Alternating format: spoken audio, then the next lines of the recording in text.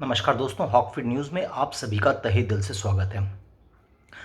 दोस्तों, बिहार चुनाव की जो गर्मी है वो इस समय इतनी बढ़ चुकी है कि लगातार कभी चिराग पासवान से लेके तो कभी तेजस्वी यादव कोई ना कुछ ऐसा बयान दे रहे हैं जिसके कारण बिहार चुनाव को लेकर जो उत्सुकता है वो बढ़ती ही जा रही है। और कोरोना काल के बाद से जो पहले चुनाव होंगे बिहार चुनाव, तो इसलिए ये भी देखना ज़रूरी है कि इस चुनाव में आखिर कौन सी पार्टी का वर्चस्व बनेगा और कौन सी पार्टी से मुख्यमंत्री बनेंगे। क्योंकि लॉकडाउन के बाद से जिस तरीके से कहें, इसमें हालांकि सरकार की तो कोई गलती नहीं है, लेकिन ये एक पूरी वैश्विक आपदा है, तो देश की इकोनॉमी भी डाउन हुई है, तो कहीं ना कहीं लेकिन जो ऐसे में जो रूलिंग पावर होती है, जो जो सत्तारूढ़ से सरकार होती है देश में, उसके खिलाफ लोगों का थोड़ा सा सेंटीमेंट जो है वो जाता है। लेकिन अब बीजेपी ने एक ऐसा तुरुप का इक्का चल दिया जिसके कारण अब भाजपा की तरफ से ये सुनिश्चित कर दिया गया है कि आखिर जीत किसकी होगी। जी हाँ, सबसे पहले कमेंट में लिखे नमो नमो, क्योंकि ये प्रधानमंत्री नरेंद्र मोदी का ही दिमाग है। और अमित शाह जी के लिए भी लिखते हैं कि अमित शाह की जय हो, क्योंकि उन्होंने दिमाग ऐसा लगाया है, पत्ता ही ऐसा चुना है कि अब बिहार चुनाव में भाजपा की जीत को कोई काट नहीं सकता है। सबसे पहले आपको बता देता हूँ, कमेंट में तो आप नमो नमो लिखें ही, लेकिन आपको बता देता हूँ कि बिहार में जो चुनाव होंगे वो किस तरीके से होंगे। आपको बता देते हैं कि इलेक्शन कमीशन ने उसकी डेट घोषित कर दी है और बिहार राज्य में 3 चरणों में विधानसभा की 243 सीटों पर चुनाव होंगे। इन बातों को आप नोट कर लें, क्योंकि ये आपके काम आने वाली हैं कि कब कब कहाँ कहाँ वोटिंग होगी। अब आपको बता देता हूँ कि 28 अक्टूबर को सबसे पहले फेज़ का मतदान होगा, यानी कि अब केवल एक हफ्ता बचा है बिहार चुनाव में। तो 28 अक्टूबर को पहले फेज़ का मतदान होगा, 3 नवंबर को दूसरे फेज़ का, और 7 नवंबर को तीसरे और आखिरी चरण का चुनाव कराया जाएगा। 10 नवंबर को मतगणना होगी। तो आप मान सकते हैं कि 10 से 11 तक आपके सामने सारे नतीजे आ जाएंगे, 10 से 11 नवंबर तक। अब दोस्तों, आपको बता देते हैं कि बिहार चुनाव में अगर ये खेल सही बैठता है तो नित्यानंद राय, जो कि भाजपा के कद्दावर नेता हैं बिहार से, वही होंगे बिहार के अगले मुख्यमंत्री। कैसे, आपको बता देते हैं। देखो, एक तरफ जहां सभी पार्टियां अपने चुनाव प्रचार में लग चुकी हैं, एक तरफ बीजेपी और जेडीयू भी मुकाबले के लिए तैयार दिख रहे हैं, तो वहीं आरजेडी और कांग्रेस अभी अपने रंग में हालांकि नहीं दिखाई दे रहे हैं, परंतु लोजपा ने नीतीश कुमार को चुनौती देने में कोई कसर नहीं छोड़ी है। अब ऐसा लग रहा है कि बीजेपी ने पिछले कई वर्षों से बिहार के लिए तैयार कर रहे नेतृत्व के रूप में नित्यानंद राय को खुली छूट दे दी है। इसी बात का नमूना चुनाव प्रचार के दौरान देखने को मिल रहा है, जिसमें वे एक प्रभावी नेतृत्वकर्ता और एक नेता के रूप में भाषण दे रहे हैं। पिछले दिनों एक चुनावी सभा को संबोधित करते हुए गृह राज्य मंत्री नित्यानंद राय ने कहा कि बिहार में अगर राजद की सरकार बनती है तो कश्मीर में जिस आतंकवाद का हम सफाया कर रहे हैं वो आकर यहां बिहार की धरती पर पनाह लेगा। इस बयान के बाद विपक्षी पार्टियों में हंगामा मच गया और सभी का ध्यान उनकी ओर आ गया। बिहार में जिस तरह से नित्यानंद राय का प्रमोशन हुआ और अमित शाह ने उन्हें गृह मंत्रालय का राज्य मंत्री बनाया था, उसी बात से आसानी से समझा जा सकता है कि अमित शाह के दीर्घकालिक प्लान का ये हिस्सा है जो आने वाले वर्षों में बिहार का नेतृत्व करने जा रहे हैं। वर्ष 2019 के लोकसभा चुनाव के दौरान बिहार के समस्तीपुर जिले के उजियारपुर निर्वाचन क्षेत्र के लिए प्रचार करने आए तत्कालीन भाजपा के राष्ट्रीय अध्यक्ष अमित शाह ने भाजपा प्रत्याशी नित्यानंद राय को एनडीए और उनकी जीत के बाद महत्वपूर्ण पद देने का वादा किया था।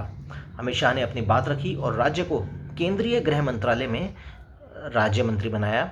और वर्ष 2010 तक सिर्फ एक भाजपा विधायक से राय पिछले साल अमित शाह के अधिकारी डिप्टी बने। अमित शाह की ये चाल राजनीतिक पंडितों को आखिर समझ में ही नहीं आई। और अमित शाह की चाल अगर किसी को समझ में आ गई तो वो अमित शाह थोड़ा ना कहलाते। ये अमित शाह है भाई, तो के ऐसे चल देते हैं। ये वो इंसान है, जब ताश खेलने बैठते हैं तो सारे पत्ते इनके पास इक्के ही होते हैं।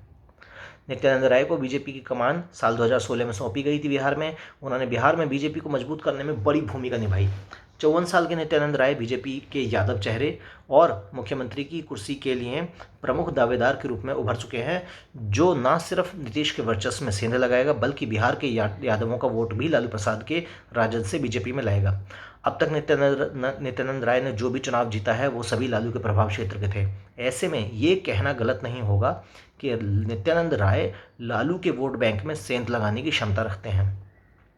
यही कारण है कि वो अमित शाह के स्कीम में पहले से फिट थे, जब वर्ष 2016 में अमित शाह ने उन्हें बिहार बीजेपी का प्रमुख बनाया था। यह पहली बार पार्टी ने doctor Radha Mohan Singh, doctor DCP Thakur और मंगल पांडे जैसे सवर्ण नेताओं के शीर्ष पर लगातार रहने के बाद एक ओबीसी नेता को चुना था।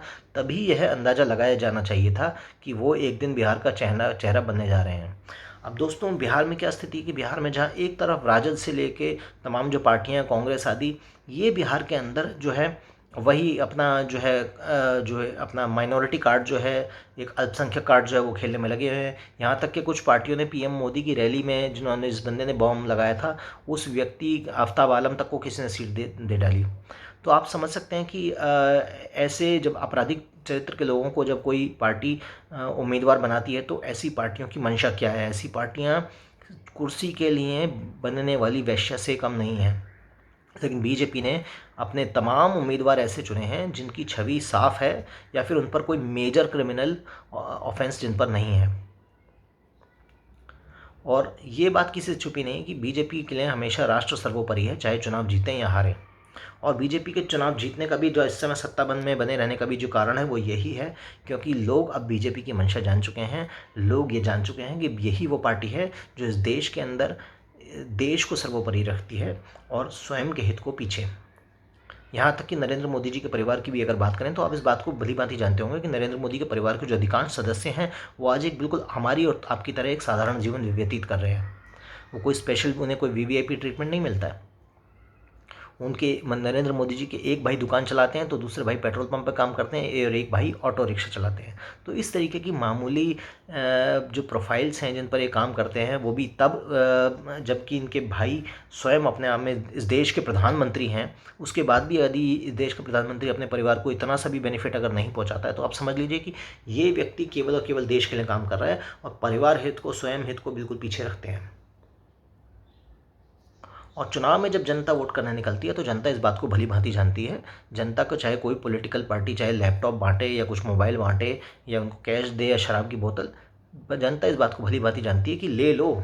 एक बार मोदी जी ने भी मजाक में बात करी थी कि जो पार्टी आपको जो दे रही है ले लो। आप दे रही है भाई, बांट रहा है तो कोई ले लो, लेकिन वोट उसी को करो जिसको आपको लगता है कि ये पार्टी सही है, ये पार्टी देश हित में काम कर रही है।